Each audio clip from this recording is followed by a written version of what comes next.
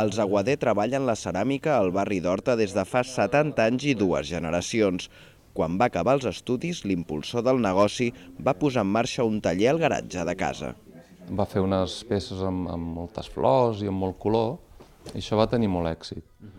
I llavors venien sobretot a tota Espanya, i a mesura que tenia més demanda, doncs van anar creixent i van anar fent el taller més gran. Van arribar a tenir fins a 40 treballadors i van ampliar les dependències. Amb els anys el negoci ha anat evolucionant, va passar del pare al fill i s'ha especialitzat en la restauració.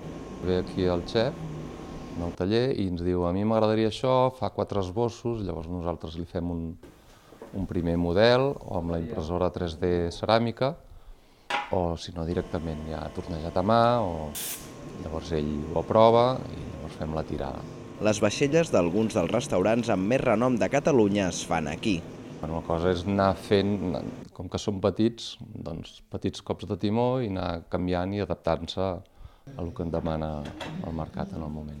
Aquesta ha estat la clau, expliquen, per aconseguir perdurar durant tant de temps.